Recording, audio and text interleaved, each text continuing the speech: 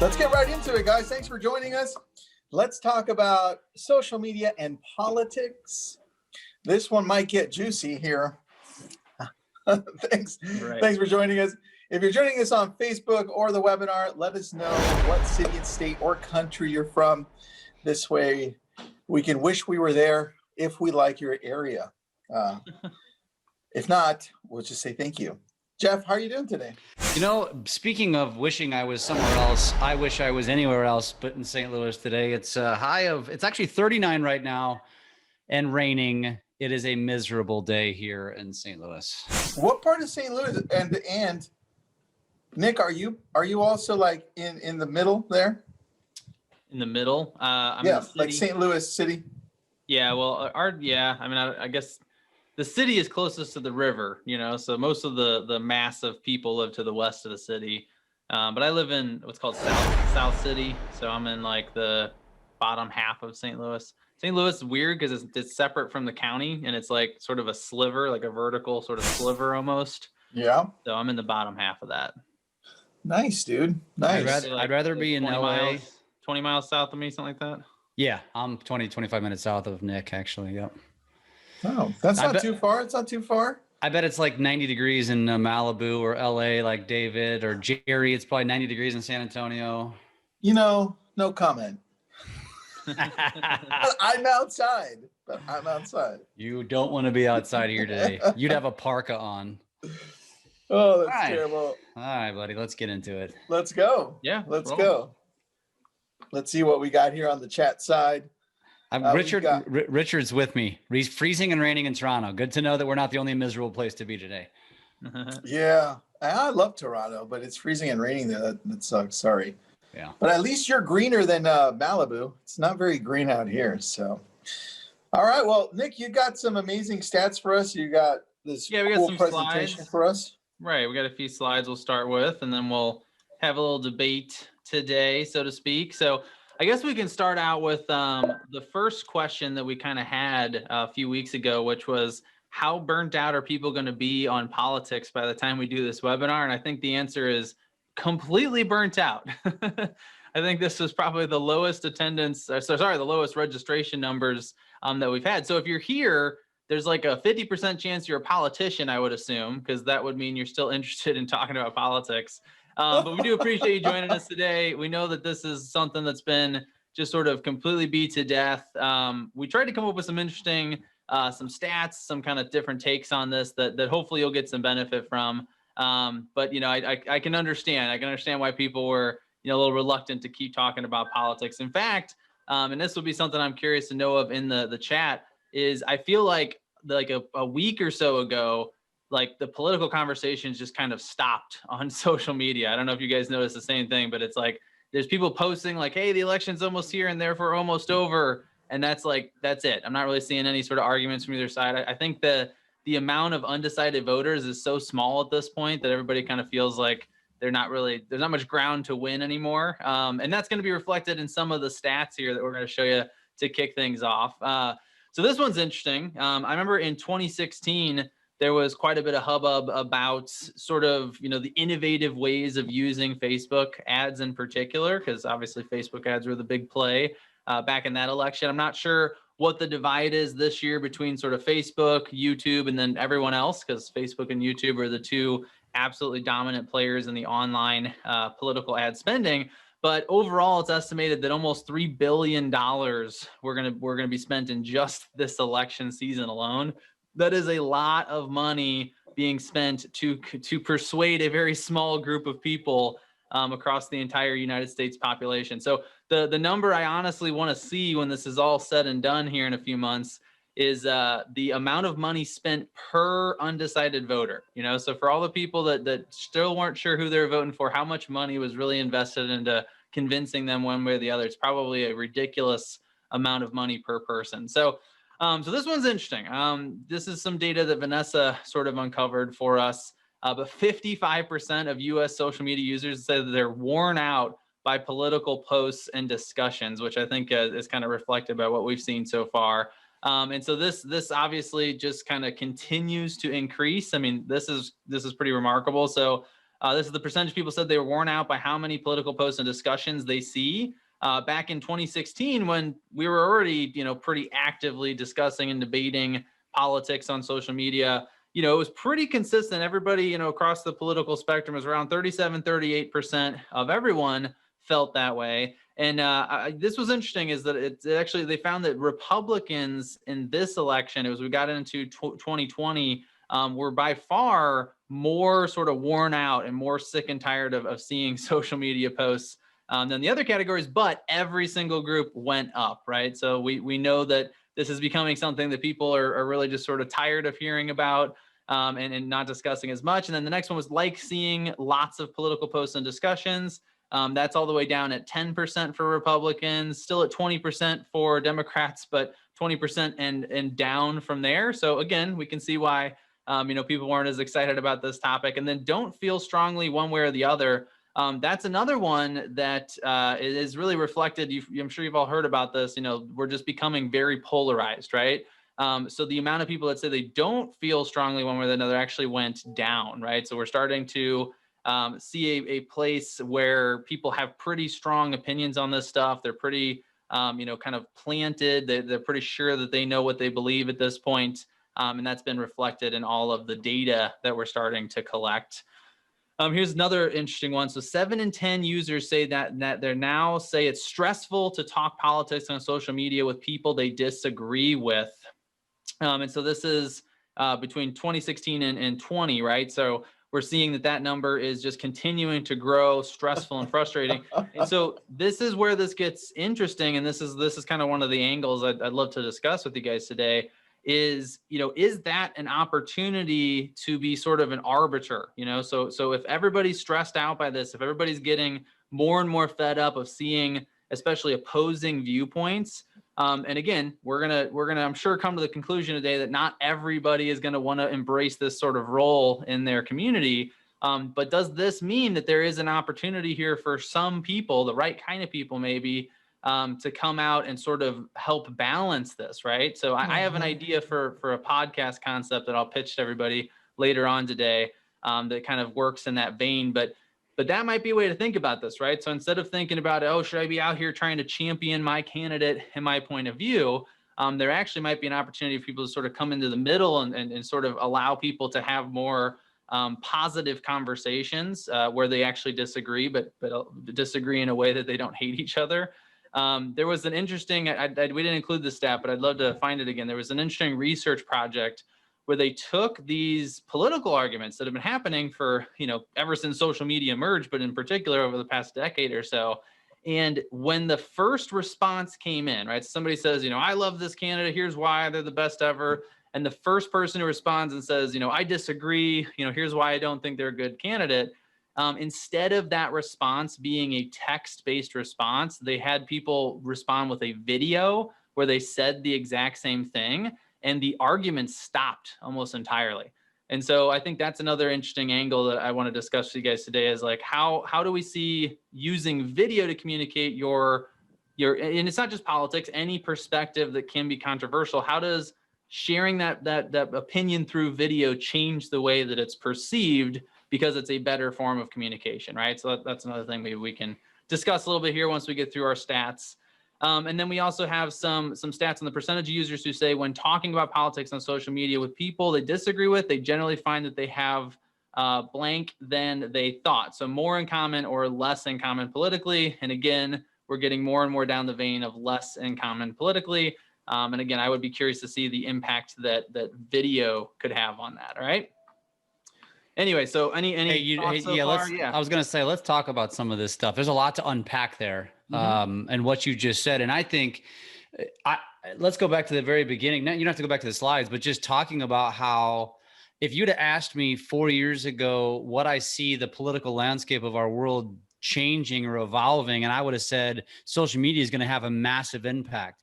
But I had no idea that it was going to evolve so quickly that it was going to annoy the piss out of everyone and actually scare everybody away. And I could actually see future elections, future candidates taking a different stance of, I'm going to be less in your face, less controversial, and actually probably end up attracting a larger audience because of what's happened the last 2 elections, which is really just put a sour taste in a lot of people's mouths. And I'm standing at the front of that line.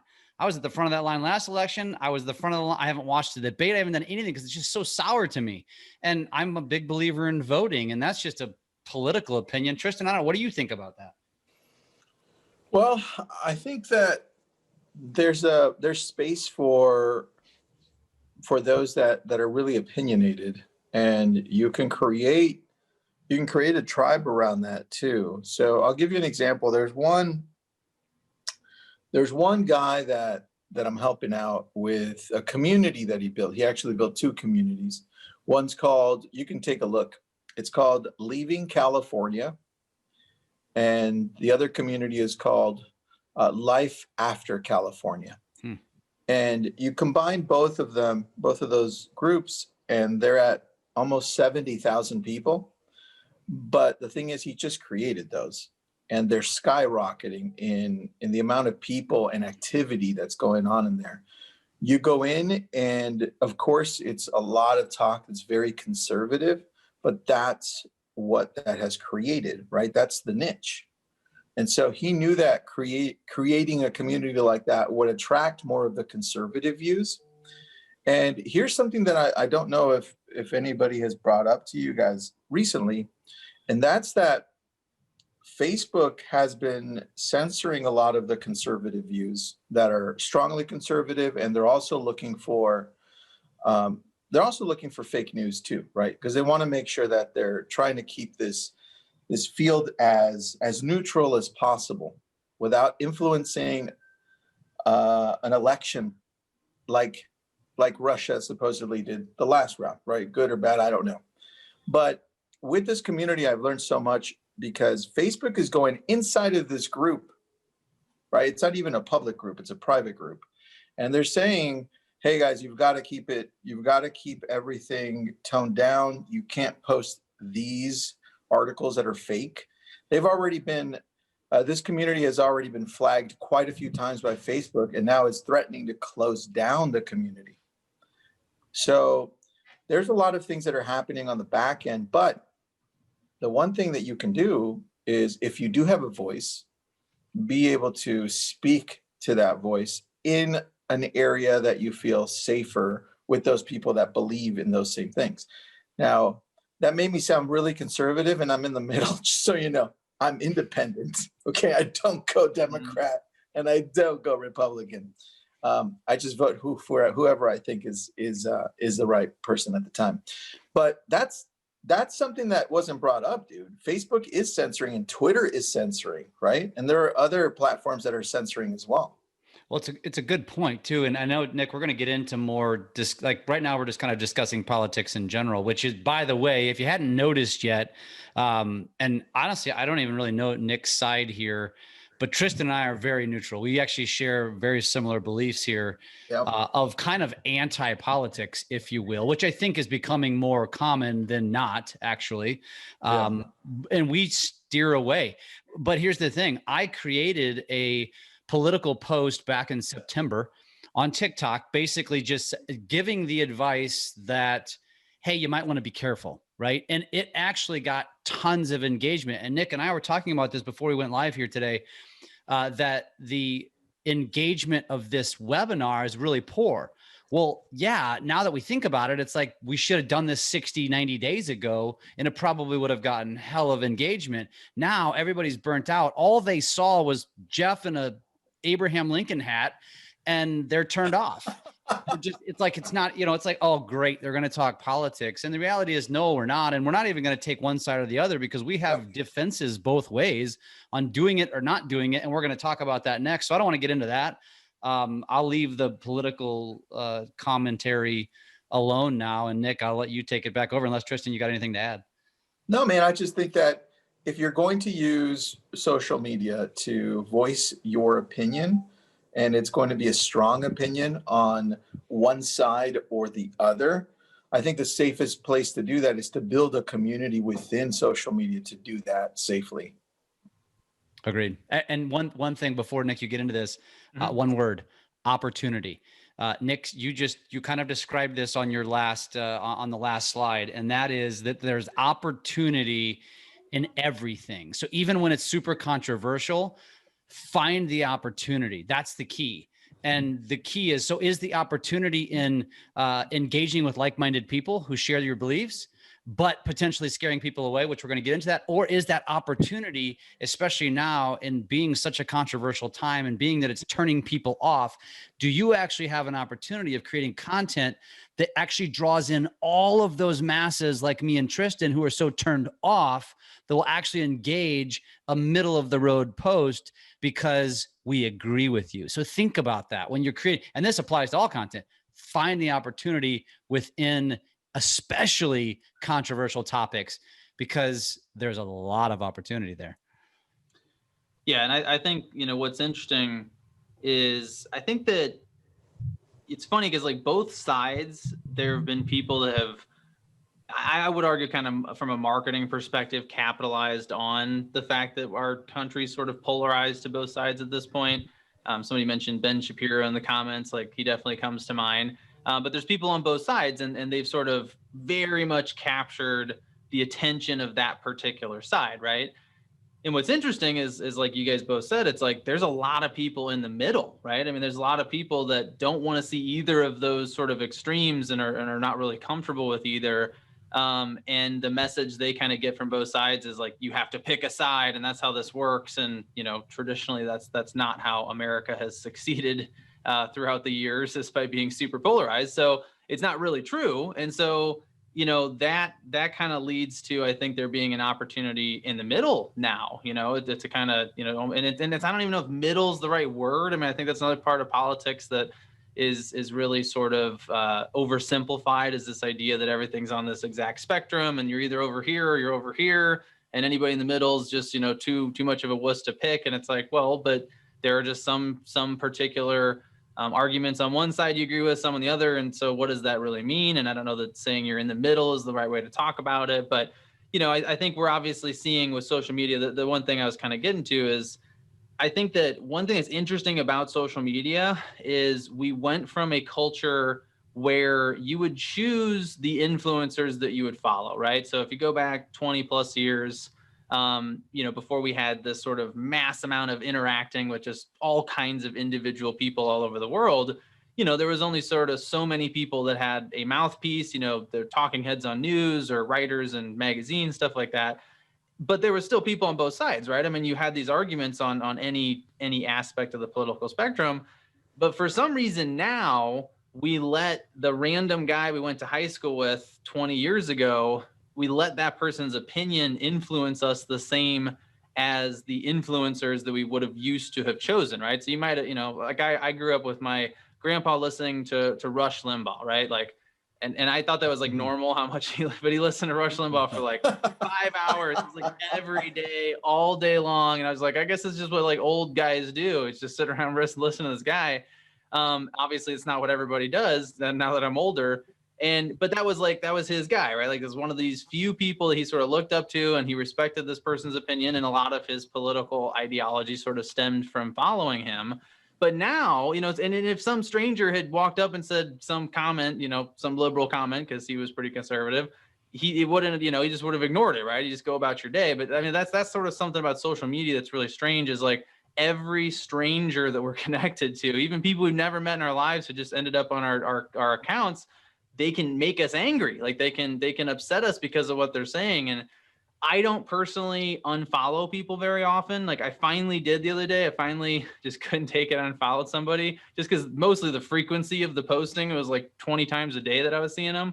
But I tend not to do it because I want to see all the different opinions and just sort of have as good of an understanding of what's going on. But I actually think most people should be ready and willing to disconnect with some of the folks that are sort of upsetting you. And I think if we did that more, and we accepted this idea of like, look, I'm going to pick a few people whose opinions I really respect and whose opinions I want to follow and emulate, and I'm going to sort of let go of paying attention to the other folks, we probably wouldn't be as angry at each other. I don't know. So that's kind of one aspect of social. It's like, it's interesting to see. And that's, I think, what Tristan's kind of getting at, this idea of like, get into the groups, right? I mean, you can find these communities where the people sort of do share your beliefs and you can have constructive conversations. and just sort of, it's almost like the normal news feed on Facebook is like the city streets, and we're all just out there brawling all the time. And that's probably not a good thing. So anyway, Nick, and what you just brought up too is interesting, that Susan's comment, which is that social media has become a spreader of outright lies, misinformation, and conspiracy propaganda. There's some truth to that. But at the same token, Susan, like my attitude about just that general statement, not necessarily political, is that you are what you attract. And I don't mean that in a bad way. I mean, what you engage with. We talk about this all the time, and I don't know if you've ever heard us talk about this, but social media's algorithm is very smart. In other words, it's really paying attention to where you stop. Even if you don't engage or like or comment, it's paying attention. And so I hear this all the time from people saying, I hate Facebook because all I see is this. I hate TikTok because all I see is this. And I tell everyone the same thing, like, look in the mirror, because you have to be very intentional about what you pay attention to on social. And it's interesting that we talked about, Tristan mentioned that Facebook is really censoring it. And I feel it because I don't see squat for social. The only thing, or for politics, the only thing I've seen this year is people making like one-line jokes during the debates. Like, it's just stupid stuff, right? And I just literally, I intentionally scroll past it quickly. I'm telling Facebook, stop showing me that stuff. I don't even want to see it. I don't care. And if you know that and you think like that and you do what I do, which is like intentionally stop on Tristan's posts all the time to like it and engage it. Sometimes I tell Tristan this, I don't always read all of his posts, but I intentionally tell the algorithm, keep showing it to me because there's so much juicy goodness in there. I'm going to find some great stuff. And I have several people like that I follow. And that's how I control the narrative of my feed. And this applies no greater than right now in political times. But Susan, you're right. A lot of that stuff you do see is a bunch of BS. Great point, dude. Great point. I wonder if there would be a way to adjust the algorithms, like even during like an election, you know what I mean? To just not respond the same way as normal. Because I mean, it's like Facebook treats like an engagement post, like, oh, I just got engaged. Look, here's the ring. Like those posts obviously always get, hundreds and hundreds of reactions. And it's like they'll treat that post and they'll promote that just as the same way they would treat like some of these more controversial fake news posts, because they just get a lot of engagement. And as much as that sort of approach seemed to make sense until maybe 4 or 5 years ago, it's like now it just seems like a totally, nonsensical approach, especially because now it leads to, like you said, the censorship, right? So these things go viral because the algorithms that they develop themselves push them virally, even though they're not necessarily the kind of information the companies want to be, promoting extensively. So, I mean, I don't know much about the algorithms. I mean, Tristan, do you think there would be a way to make adjustments like that to kind of treat different kinds of content differently, or is that impossible? Definitely, 100% there is.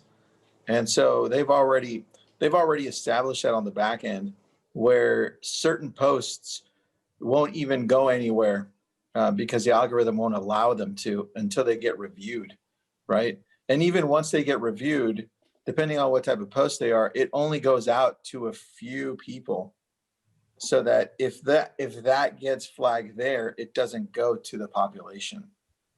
So yeah, they're definitely doing some crazy things right now with the algorithm. And it's expected too, right? We don't want the same thing that happened the last round to happen this time. Right. Well, good. Yeah, that's what needs to happen, obviously. So let's talk about it a little differently here for a second, because this slide in particular, I think, brings up an interesting concept that isn't necessarily specific to politics, and that's the idea, that you want to attract people who have something in common with you or that agree with you, and sometimes it's okay to actually push away people who don't agree with you. And I don't think you should do that on every single topic. We don't want to have clients that are direct, carbon copies of ourselves. They'd probably drive us nuts if we did, right? But, you want to try to find, you got to think about like, how do you build relationships with people? And so I think one lesson we could take from what we've seen with sort of the political polarization that's emerged is, can you find other topics that aren't nearly as controversial traditionally and try to make them somewhat controversial, right? And so this is kind of a concept in marketing that I experiment with sometimes, and I'm always very careful with it because it can always obviously backfire. But it's the idea of like, if everyone agrees, if no one is offended by the stuff you post, or if no one kind of, is taken aback by something every now and then, you're probably not being controversial enough. And you can do this with things that aren't controversial, right? So like I did one of my favorite versions of this, again, not something I do frequently, but it's called like a rant video. So this kind of thing where like you pick a topic that you really believe in and you just rant about it, right? So like my That sounds like Gary Vaynerchuk every day. Well, the guy's the champion of the rant video for sure. I mean, I think he may have kind of created the concept, right?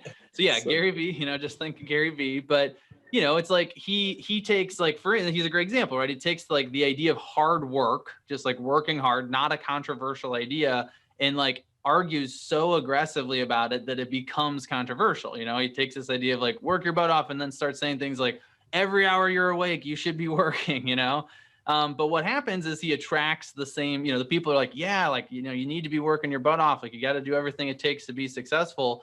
They see that and they're like, you know what, that guy gets it. Like maybe that's a little extreme, but like he definitely gets it.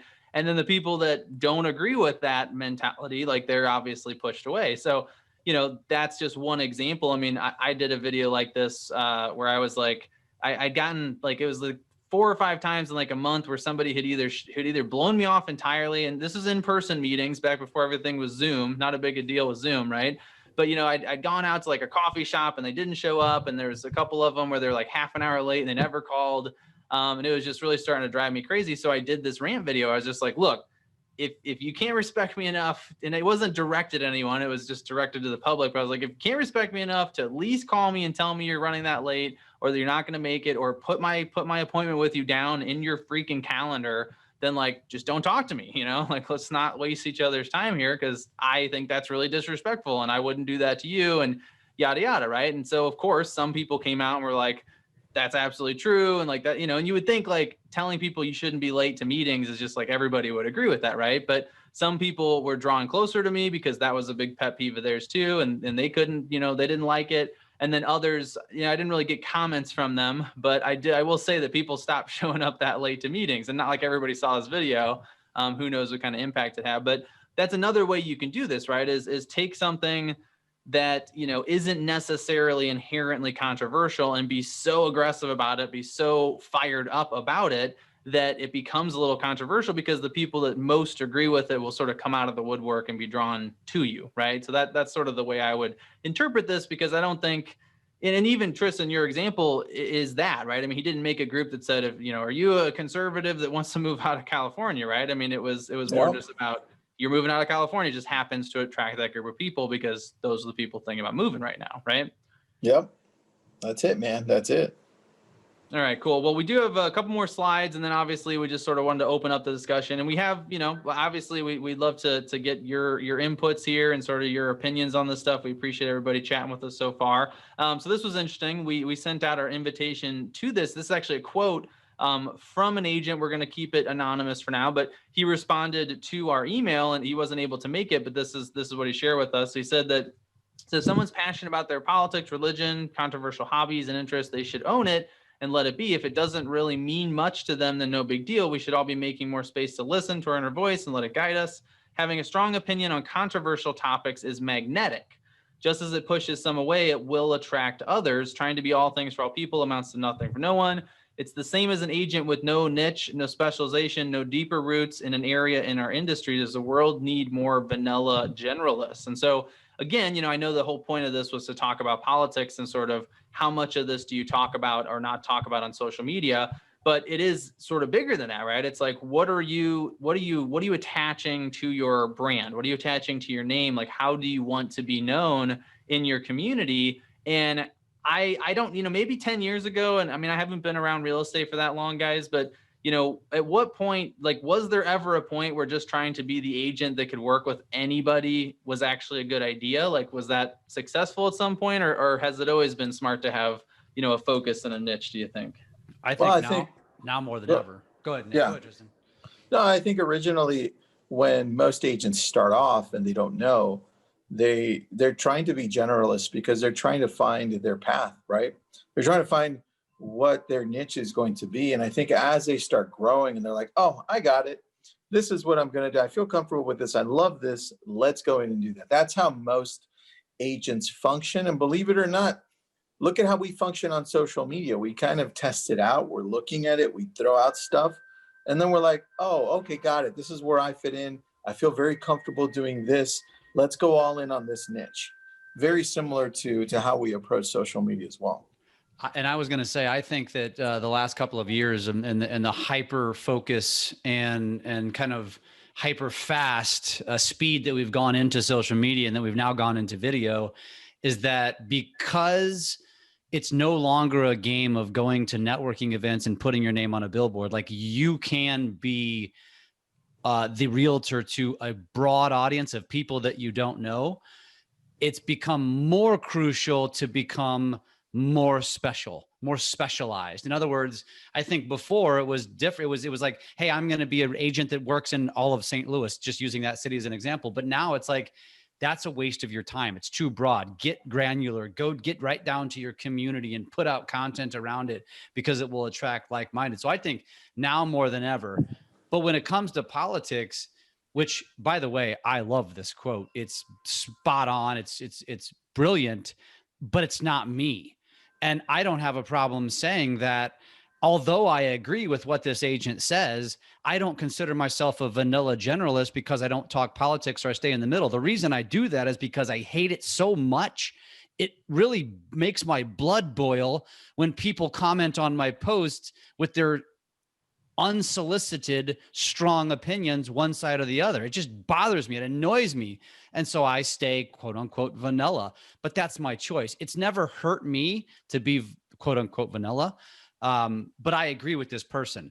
I do believe that if you have a strong opinion, so my strong opinion is staying out of it. That's my strong opinion. But that's just because I'm not passionate about it. I'm passionate about a right to vote. I'm not passionate about wearing it on my sleeve. It's just my opinion. And I think that's the beauty of this. Like, we're not telling you you're right or wrong for anything that you do. We're telling you how it has worked for us. And I will say that it hasn't hurt me. Just like somebody like this guy or gal will probably say they wear it on their sleeve and it's probably helped them. Like that's the point here. I think.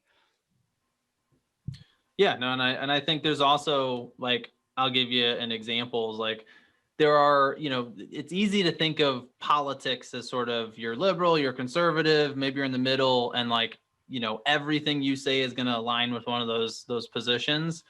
And obviously we're all more complex than that. And so I think that there are definitely, because Jeff, if I broke down like every topic in the world, there's definitely some topics you're going to have a strong opinion on, right? I mean, there's some, and then there's a whole bunch. Social media, right? Video. Right. So if I said, like we want to shut down all the social media companies in the world and, outlaw social media, you'd probably have an opinion there, right? Yeah. Or TikTok. Yeah. Right. Yeah. Yeah. So that, there you go. Right. There is a political charged conversation that you are willing to chime in on. But my point is not, not trying to say you are, oh yeah, you actually are really involved in politics. It's that, politics is a super broad umbrella, and like there are certain, there's certain things that are worth fighting for. And then there's a whole bunch of other things, maybe even within the political party you align with, that you might not care about. Or, like I know, like for a lot of my family members, like abortion is like that, right? Like they'll go to bat, to fight abortion and yet all that sort of stuff. But other topics, they don't even bring up. Right. So, there was one for me, like I posted an article about the Dreamers program. So like, illegal immigrants that are brought over as children and then giving them a pathway to citizenship and not deporting them. And it was shared some article in support of that program, which has, pretty large majority support in the United States. And I had somebody tell me that they would not do business. They never done business with me, but they were like very clear, like they're never going to do business with me because of that particular belief I shared on social media. And I was like, okay, like that's really weird to have to go out of your way to say, but okay, like that's fine with me. But nuts. Yeah, it was kind of weird. I literally just kept asking. There's two people who were chiming in on this, again, unsolicited, feedback on this post I shared. which is all positive. Like, hey, great, this got upheld in the courts. I'm excited, good stuff. And they're like, this is terrible. And I was like, okay, why? Just like, tell me why it's terrible. Like, no, you don't understand. You're too young. And I was like, again, okay, but just tell me, like, what did you experience that means that this is so bad? And, then it led to, I'm never going to do business with you. I was like, all right, I can understand the unfollow button every now and then, right? But that's, so yeah, you got to be willing to let those things happen. But it wasn't me saying like, I'm going to die for this political party. Cause like, I'm not going to, like I don't really like any parties all that much. Like, I'm not going to, fight with somebody over being a strong supporter of a particular party. Right. That's right. So there's a difference between a particular issue and a broad political consensus. And I do think that's something we should understand here, is that if we focus more on the end, because that's one thing for this election, guys, I know you think, but like, who's talking about their platform? Like, who's actually talking about like what they're going to do? And then, it's like, they're just yelling at each other. I mean, that's what the, debates kind of ended up being. There's a little bit of substance in the last one. But that's, I just want to know, dude, I just want to know what CRM is the best CRM. That's all I want to know. There you go. Yeah. You want to take which one pisses people off more? There's the question. There you go, dude. You know what? Hey, did you guys see Richard's comment? I love this comment. No, yeah, nice. That's fantastic, Richard. I mean, that to me, I have more respect for people that are willing to just let it be known than someone who tries to hide about it. And like I said, I think some people would look at me and say, well, you're hiding about it. I'm not hiding anything. I don't have anything to hide. I don't have any passion about it. My passion is I hate it. And so that's why I stay away from it. But I love what you said, man. I mean, that's powerful. And I agree with you. I think that has probably gained you more business than it would ever have a negative impact on you. I think that's fantastic. I applaud you for that. Me too, man. That is a really good comment. Good point on that. Very good point. Sorry, I'm just reading the comments here. We're getting some good ones coming in now. David's wearing his choice on his sleeve, I think, and that's okay. Yeah. You have that right, brother. You have that right. Turning into a Facebook argument here. No. I love it. No, I'm just kidding. That's so. All right. Well, let's see. I want to see if we have any. I think we have a couple more slides left. So, and I guess let me ask you guys this, right? Do you think talking about this stuff in the form of video has an impact? You know what I mean? Like, do you think that if you, because I brought up that study earlier about responding with video versus text, and the difference being like you're going to infer tone of voice in text, right? So if you feel angry, you're going to read text as if that person's yelling at you, right? If you feel calm, you're going to read the text like they were calm. In a video, you can't misinterpret that stuff.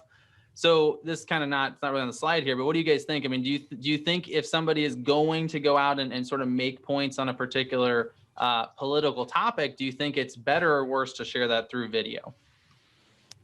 Always.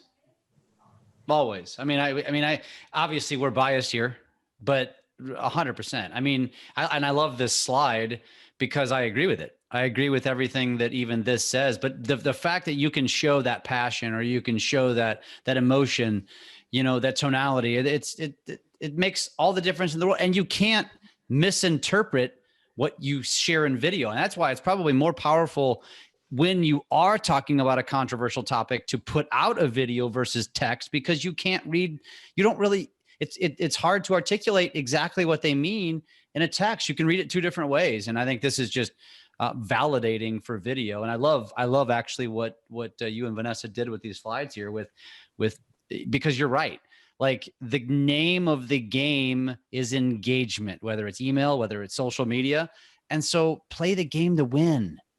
Play the game to win. And if that means using buzzwords during a political election to get more opens, to get more engagement, man, some might call it cheating. I call it winning.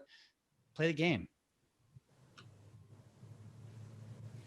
Yeah, along That's a those good point, lines. dude. I'm curious, for those of you that are here, how many of you opened the email that it just said, "So are you voting for Trump?" and then it said "or Biden" in the sub headline? Because that was what I was doing, right? I mean, I was using, like, I didn't actually want you to answer that question. I did upset someone. They responded and said that that was an offensive question. I was like, it's just a subject line. You don't actually have to answer it. That's bold, dude. That was bold. It was bold, but I think it had the highest open rate on that particular list of any of the emails we sent. Because that's just it, right? It's like people are curious, like, and it's a little manipulative if we're being honest, but marketing essentially is, manipulating psychology a little bit. But yeah, it's like you can use these things to grab attention, but don't bait and switch people, right? I mean, you don't want to necessarily imply you're going to talk about something and then completely, switch to something else, because that will upset them. If they sort of come into something expecting a particular topic or conversation, it's completely different. Like, wouldn't say, hey, are you voting for Trump or Biden? And then have like a sales email that's just got a discount in it, right? Because that would be kind of sleazy. Obviously, our topic for the webinar was to talk about politics. So let's talk about, I know we're sort of all over the place here today, but well, hey, Nick, can I comment real quick on that manipulation word too that you used? Because a lot of people will look at that as a negative word, but the reality is, and Tristan and I can vouch for this as quote unquote influencers, Tristan more so than me, that most products that are marketed with an influencer or a famous person is 1,000,000% manipulation. Like, the person who's promoting it doesn't actually use it. That's manipulation. That's to get you to use the product because, because LeBron James is using it, because Tristan Ahumada endorses it. And that's the reality of the world that we live in. And so although some of you might feel a little sleazy with it, don't bait and switch. Now that's sleazy, but using, various, like an influencer to your advantage, that's smart. And so there's a difference in when you use the word manipulation, because I know that has a negative connotation most of the time. Right. One other thing I wanted to mention here, in terms of just sort of a word of warning is, there's been a lot of news coming out about the fact that we've got so many mail-in votes and so many absentee votes in this election, that there is a very good chance that we will not know who won. And this isn't just for the presidential election. It could be for a lot of them, right? Senate, all of it, local elections. So just keep that in mind, because I could see this being something that you can like inadvertently sort of step in and upset some people that wouldn't necessarily be upset at you for just talking about politics. And that is like, don't declare someone a winner just because you're their supporter before the final results are tabulated. I know it's going to be tempting to say, oh, look, they're up by this percent, clearly they're going to win. But there is, and because the other thing is that the research has shown there's sort of a big political divide between the two methodologies of voting, right? So people that that say they're going to vote in person are much more likely to be Republican. People that are going to vote, through mail are more likely to be Democrats. So there's a good chance that the actual results could substantially swing, even after the third, right? So I just wanted to also make sure we mention that, because even if it looks like the candidate you support has won or lost and you just want to comment on it, those posts could come back to haunt you just a few days later. And we have a pretty high tension at this point as is. So just please don't add to that by declaring winners before we actually see who won. Just a little bit of a word of warning. I'm sure a lot of us have already heard that. Remember the last election. That's all you got to say. Yeah, it's not that far back, right? All right, cool. We are going to get wrapped up here in a second. I always include this slide. I know we didn't really talk about video in particular all that much today. We're kind of broadly about the topics and controversy and all that sort of stuff. Actually, it's an interesting conversation. But if you do want to learn more about video, if you want to know more about the school, we provide these free video lessons every single week. There's a new one every single week. When you first sign up, you're going to get a whole bunch of them right off the bat that we've made over the past 8 months or so. I think we started doing this right when the lockdown started. So if you are curious about video, just get your phone out real quick and send a text message with the body of the text just being the letters LEARNVIDEO, no spaces, no quotes. We started adding a picture to this slide to make it very easy to understand, because I think it can be a little confusing. So the phone number is just 44222. You send a text to it with the word, or just the one word, learn video, all one word, and it's going to respond. It's going to ask you for your email address, and then you reply with that, and you're good to go, right? So then you're going to get a bunch of free video lessons, all about, learning to use video more effectively in your business. All right. Love it.